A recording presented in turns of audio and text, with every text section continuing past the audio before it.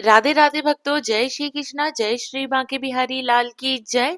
भक्तों, आज की वीडियो में हम अहोई अष्टमी व्रत की सरल पूजा विधि देखेंगे। भक्तों, ये व्रत यानी आज 13 अक्टूबर 2025 को रखा जाएगा। इस व्रत में अहोई माता की पूजा की जाती है।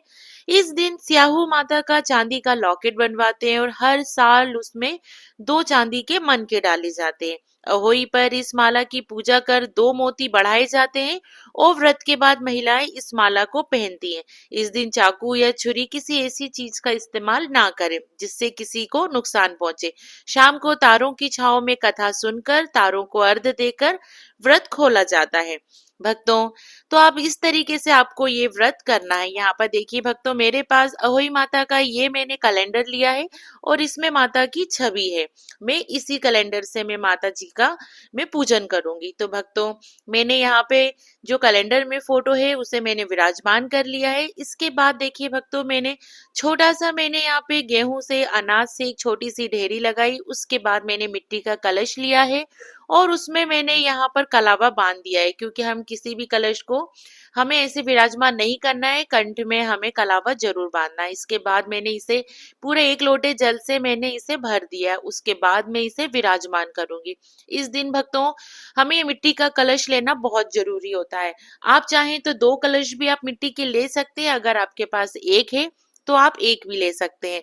आप चाहें तो भक्तों, इस दिन जो आपने करवा चौथ पे जो कलश लिया था, आप वो कलश को भी विराजमान कर सकते हैं। इसके बाद मैंने यहाँ पे जो पीतल का जो मैंने कलश लिया है उसके कंठ पे भी मैंने कलावा बांध दिया है और अब मैं इसे गेहूं से भर दूंगी। तो यहाँ पे इस तरीके से भक्तों, मैं यहाँ गेहूं से भर रही हूँ। भक्तों, अहोई अष्टमी व्रत की कथा आप जरूर सुने जब आप ये व्रत धारण करते हैं, और आखिर में प्रार्थना आप जरूर करें अपनी संतान के लिए, ताकि माता जी आपकी संतान की रक्षा करें। तो इस तरीके से भक्तों, मैंने दोनों कलश भर के रख दिए हैं। साथ में ये एक और ये मैंने जो पात्र लिया है वो उस पात्र को आप कलश के ऊपर रख दें।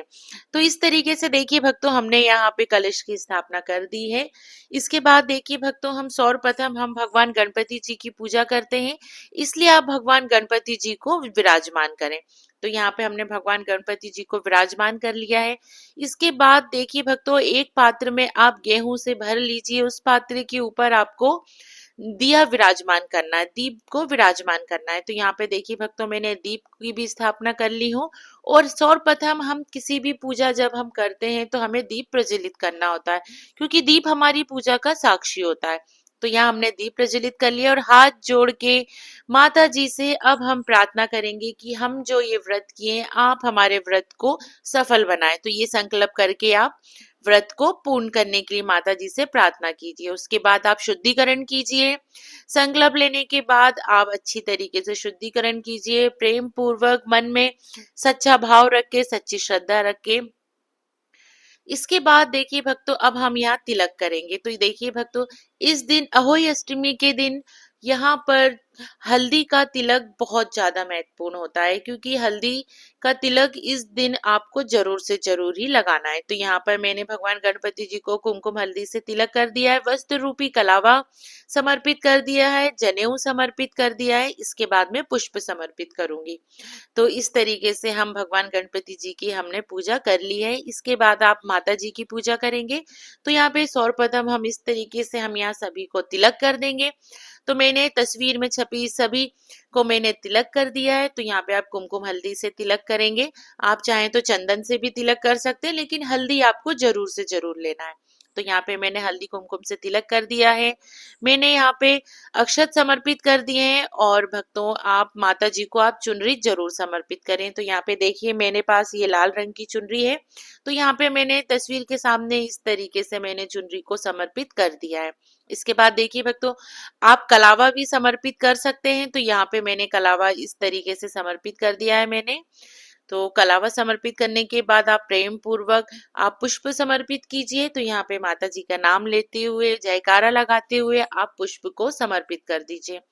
तो इस तरीके से भक्तों देखिए, हमने माता जी की भी हमने पूजा कर दी है। अब इसके बाद भक्तों, हम कलश की पूजा करेंगे। तो कलश में हम सर्वप्रथम देखिए भक्तों, हम हल्दी से तिलक करेंगे। तो जो हमने दोनों कलश रखे हैं, हम दोनों कलश को हम तिलक करेंगे, साथ में जो हमने पात्र रखा है उस पात्र को भी हम तिलक करेंगे। तो यहाँ पर हम हल्दी कुमकुम से हम तिलक करेंगे।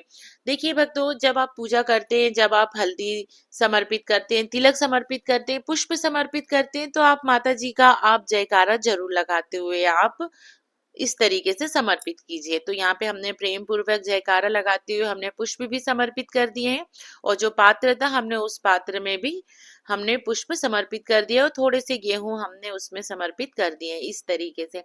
साथ में यथासंभव दक्षिणा समर्पित कीजिए। देखिए भक्तों, इस दिन आप मीठे पूड़े और जो मीठे पुए बनाते हैं ये आप जरूर बनाएं, इस दिन ये समर्पित किए जाते हैं। साथ में आप कोशिश करें कि हरे फलों का आप भोग समर्पित कीजिए, जो भी ऋतु फल है इस दिन आप भक्तों सिंगाड़े का भोग जरूर समर्पित कीजिए। जो हरे सिंगाड़े आते हैं कच्चे, आप उन्हें समर्पित कीजिए। इसके साथ ही जो पात्र हमने रखा था उस पात्र में भी आप भोग समर्पित कर दीजिए। तो बताशे और जो पुए हैं आप उन्हें समर्पित कर दीजिए। इसके बाद देखिए भक्तों, आपको बायना निकालना है, तो इस तरीके से आप साड़ी और साथ में श्रृंगार का सामान है आप ये समर्पित कर दीजिए माता जी को। तो कम से कम 5 श्रृंगार का सामान तो जरूर से जरूर समर्पित कीजिए। इसके बाद आप धूप दीप दिखाइए प्रेम पूर्वक। तो यहाँ पर मैंने धूप दिखा दी हूँ इस तरीके से, तो आप भी इस तरीके से प्रेम पूर्वक धूप दीप दिखाइए। इसके बाद देखिए भक्तों, अब हम कथा सुनेंगे। तो भक्तों, कथा सुनने के लिए आपने जो पात्र में जो गेहूं रखे थे, वो गेहूं के ऊपर जो आपने दीप प्रज्वलित किया था, तो आप उसी पात्र में से थोड़े से गेहूं के दाने अपने हाथ में ले लीजिए, साथ में थोड़े से पुष्प ले लीजिए, और उसके बाद आप कथा सुनिए। तो भक्तों, कथा का वीडियो आपको मेरे चैनल पे मिल जाएगा, और आप वहां जाके मेरे चैनल पे जाके आप ये कथा सुन सकते हैं। इसके बाद देखिए भक्तों, कथा सुनने के बाद आपको क्या करना है, जो आपके हाथ में जो पुष्प और जो गेहूं के दाने, वो आप थोड़े थोड़े सभी में समर्पित कर दीजिए। माता जी को समर्पित कर दीजिए, कलश को समर्पित कर दीजिए, कलश के ऊपर जो पात्र रखा था वहां समर्पित कर दीजिए इस तरीके से। और जहां जिस पात्र से आपने गेहूं उठाए हैं आप उस पात्र पे भी समर्पित कर दीजिए, और साथ में जो आपने एक कलश भर के जो जल लिया है आप उस जल में भी समर्पित कर दीजिए। इसके बाद देखिए भक्तों, किसी के यहाँ पे ये पूजा सुबह की जाती है, किसी के यहाँ शाम को की जाती है, लेकिन शाम के वक्त तारों को अर्घ देना बहुत जरूरी होता है। तो इसलिए आप ये कटोरी में आप ये गेहूं के दानों को आप संभाल के रखिए। जब आप रात में जब आप तारों को अर्घ देंगे तब आप ये गेहूं आप वहां पे आप पूजा के लिए ले जाएं। इसके बाद देखिए भक्तों, हम आरती करेंगे। आरती हम बहुत ही प्रेम पूर्वक करेंगे, और साथ में जो आप चाहें तो कपूर आरती कर लीजिए, या जो आपने दीप प्रज्वलित किया आप उससे भी आरती कर सकते हैं। तो मैंने जो दीप प्रज्वलित किया है मैं उसी से प्रेम पूर्वक आरती करूंगी। तो पहले मैं भगवान गणपति जी की आरती करूंगी, उसके बाद में माता जी की आरती करूंगी। तो इस तरीके से आप बहुत ही प्रेम पूर्वक श्रद्धा पूर्वक आप माता जी की आरती कीजिए। आरती करने के बाद आप हाथ जोड़कर पूजा में हो रही कमियों के लिए क्षमा प्रार्थना कीजिए, और उसके बाद आप अपनी संतान की रक्षा करने के लिए, अपने बच्चों की दीर्घायु के लिए आप माता जी से प्रार्थना कीजिए, उनके सफल और उज्जवल भविष्य के लिए आप प्रार्थना कीजिए। उसके बाद देखिए भक्तों, आप अपने साड़ी के पल्लू या जो आपने चुनरी ली है आप उसमें जल लेके 2 बार आप इन सभी सामानों में से वार दीजिए इस तरीके से। और उसके बाद देखिए भक्तों, अब इन सामानों का क्या करना है ये भी मैं आपको बता देती हूँ। जो आपने बायना निकाला है साड़ी और जो श्रृंगार का सामान, इसी के साथ आपने जो दक्षिणा समर्पित की है वो, और जो ये फल वगैरह जो भी आपने भोग में जो चढ़ाया है माता जी को, ये सब आप अपनी सासू जी को दे देंगे। अगर आपकी सासू जी नहीं है तो आप अपनी जेठानी या अपनी ननद को दे सकते हैं जिनके आप पैर पड़ते हैं। अगर वो भी ना हो तो आप ये मंदिर में जाके ये आप समर्पित कर सकते हैं, या फिर आप किसी गरीब को भी दे सकते हैं, या किसी ब्राह्मण को भी दे सकते हैं। इसके बाद जो आपने 2 लोटे कलश में रखे हैं, देखिए भक्तों, किसी किसी के यहाँ पे ये कलश अगले दिन ही उठा लिया जाता है, या किसी किसी के यहाँ पर ये दिवाली के दिन ही उठाते हैं। तो आप इसे दिवाली के दिन भी आप उठा सकते हैं, या फिर आपके यहाँ धनतेरस के दिन भी उठाते हैं, या छोटी दिवाली के दिन भी, जब भी आपके यहाँ उठाए आप उस रीति रिवाज से उठा सकते हैं। अगर आपको ये चीज नहीं मालूम है तो जिस दिन दिवाली होती है आप उस दिन इस कलश को उठा लीजिए, और इस जल को आप अपने बच्चों को जब ये नहाएं तो उस जल में आप ये वाला जल मिला दीजिए। यानी कि मतलब जो आपके यहाँ पे जल से जिस पानी से बच्चे नहा रहे हैं उस पानी में ये वाला जल आप मिला दीजिए, और बच्चों को स्नान कराइए। इसके साथ ही परिवार के और सदस्य भी इस जल से स्नान कर सकते हैं।